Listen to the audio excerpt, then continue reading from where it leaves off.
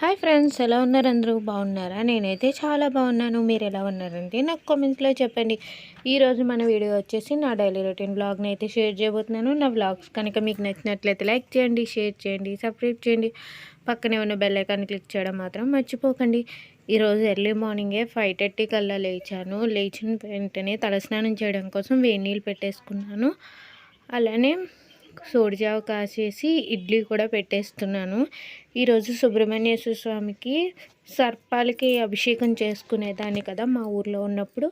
అలానే ఇక్కడ కూడా కరపలో ఉన్నాయి, చేసుకుందామని మొదలు పెడదామని అయితే అనుకుంటున్నాను. అభిషేకం చేసుకొని వచ్చేసరికి లేట్ అవుతుంది కదా, అందుకే ముందుగానే సోడిజావ, ఇడ్లీ, చట్నీ ఇవన్నీ కూడా ప్రిపేర్ చేసేసుకుంటే తర్వాత వచ్చిన తర్వాత వెంటనే టిఫిన్ చేయడానికి హడావిడి ఉండదని చెప్పి ఉదయాన్నే ఇవైతే ప్రిపేర్ చేసేస్తున్నాను. ఇప్పుడు తలస్నానం అది చేసేసి అభిషేకానికి కావాల్సిన కుంకుమ, పసుపు, ఇవన్నీ ఆవు పాలు ఇవన్నీ బుట్టలో అయితే సర్దుకుంటున్నాను. ముందు రోజే దేవుడి మందిరం అంతా కూడా నీట్గా సర్ది పెట్టేసుకున్నాను. కింద నుంచి మా వారు పువ్వులు అవి కూడా కోసుకొని తీసుకొచ్చేసారు. విఘ్నేశ్వర పూజ చేసుకోవడానికి అది తవలపాకులు అవి కూడా అవసరం అవుతాయి. అందుకు తవలపాకులు, సుబ్రహ్మణ్యేశ్వర స్వామి అష్టకం చదువుకోవడానికి లలిత బుక్కు, అగరవత్తులు ఇవన్నీ కూడా సర్ది పెట్టేసుకున్నాను. శుక్రవారం, మంగళవారం ఇంట్లో సాంబ్రాణి ధూపం వేయడం చాలా మంచిది.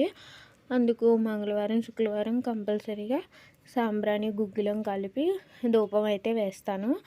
ధూపం వేసేసిన తర్వాత దేవుడి దగ్గర పువ్వులతో ఇలా అలంకరించుకొని ఖర్జూరం ప్రసాదంగా పెట్టుకొని ఇంట్లో పూజ అయితే కంప్లీట్ చేసుకొని గుడి దగ్గర సర్పాలకు కూడా పూజ చేసుకొని ఇలా అలంకారం చేసుకొని నువ్వుల నూనెతో 9 వత్తులు వేసి దీపం అయితే వెలిగించుకుంటాను. అలా పూజ కంప్లీట్ చేసుకొని మళ్ళీ లోపల సుబ్రహ్మణ్యేశ్వర స్వామిని కూడా దర్శనం చేసుకొని పంతులు గారు గోత్రనామాలు అవి చదివారు. తర్వాత సుబ్రహ్మణ్యేశ్వర స్వామి అష్టకం అది చదువుకొని కొంతసేపు కూర్చొని ఇంటికైతే వచ్చేసాము.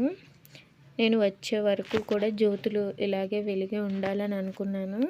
ఇంటికి వచ్చే వరకు కూడా జ్యోతులు అలానే వెలుగుతూ ఉన్నాయి. ఇంకా త్వరగా టిఫిన్ పెట్టేసి నేను కూడా టిఫిన్ అయితే కంప్లీట్ చేసేస్తాను. ఈరోజు ఉల్లిపాయ అది కూడా తినకూడదని అయితే అనుకున్నాము. ఆ తర్వాత మా వారు వాళ్ళ రిలేటివ్స్ ఎవరో ఇంటికి వెళ్తే మా ఇద్దరికి బట్టలు అయితే పెట్టారు.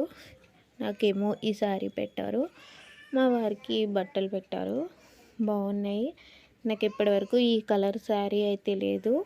ఆ తర్వాత ఈరోజు దొండకాయ రైస్ అయితే పెట్టేశాను. గుడి నుంచి వచ్చాక ఎందుకో నీరసంగా అనిపించేసింది. అస్సలు పని చేయబుద్ధి కాలేదు.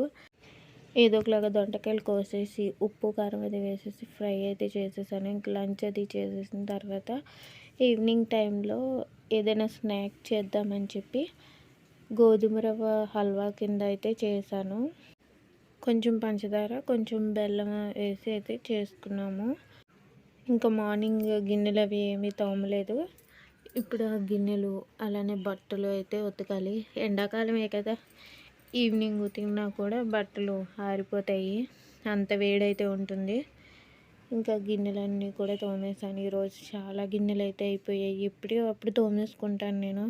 ఇలా ఎక్కువ గిన్నెలు అయిపోతే తోమడానికి కూడా చిరాకు అనిపించేసింది. ఇంకా బట్టలు కూడా ఉతికేసి ఆరబెట్టేసి ఇంకా డాబా అయితే తుడుచుకుని వస్తున్నాను. ఇది తుడుచుకుని వచ్చేసరికి నాకు ఒక టాస్క్. అలా వేప చెట్టు నుంచి గాలి వేస్తూ ఉంటుంది.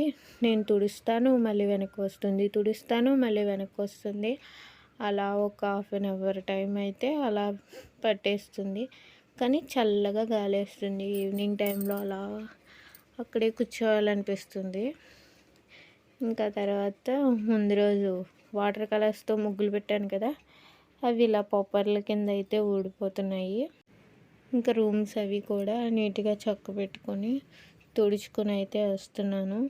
మార్నింగ్ బద్దకించిన ఈవినింగ్ చేసుకోవాలి కదా, అందుకే ఎప్పుడు పని అప్పుడే చేసేసుకుంటే గొడవ ఉండదు. ఎందుకో ఈరోజు మార్నింగ్ అసలు బద్ధకంగా చేయబుద్ధి కాలేదు. అందుకే ఇంకా ఈవినింగ్ చేద్దాంలే అని చెప్పి అలా వదిలేసాను. ఇప్పుడైతే చేసేసుకుంటున్నాను. ఆ తర్వాత మళ్ళీ ఫ్రెష్ అయ్యి మా అత్తయ్య గారి ఇంటికి మా వారు అయితే ముందు వెళ్ళిపోయారు. నాకు పని అది ఉంది కదా అని చెప్పి నేను నడిచి అయితే వెళ్తున్నాను. అక్కడ అందరూ కూడా రామకోటి రాసుకుంటూ, కబుర్లు చెప్పుకుంటూ అయితే కూర్చున్నారు. నేను కూడా వాళ్ళతో పాటు కొంతసేపు అయితే కూర్చున్నాను. ఆ తర్వాత మా వారొచ్చేసారు. ఈరోజు టిఫిన్ కింద ఉల్లిపాయ లేకుండా వరినూక ఉప్మా చేస్తున్నాను. అందులోకి ఆవకాయ పచ్చడి అలా వేసుకోవడం నాకు అలవాటు. ఆవకాయ పచ్చడిలో ఏమో వెల్లుల్లి అది ఏస్తాం కదా! ఈరోజు వేసుకోకూడదు.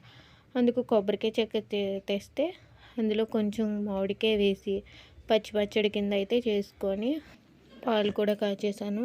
ఇంకా వరినూక ఉప్మా కూడా కుక్ అయిపోయింది. ఇంకా ప్లేట్‌లో వడ్డించేసుకొని పచ్చి పచ్చడి వేసుకొని ఇంకా టిఫిన్ అయితే కంప్లీట్ చేసేస్తున్నాము. ఈ వ్లాగ్‌ని ఇక్కడితో ఎండ్ చేసేస్తున్నాను. మీకు కనుక ఈ వ్లాగ్ నచ్చినట్లయితే లైక్ చేయండి, షేర్ చేయండి, సబ్స్క్రైబ్ చేయండి.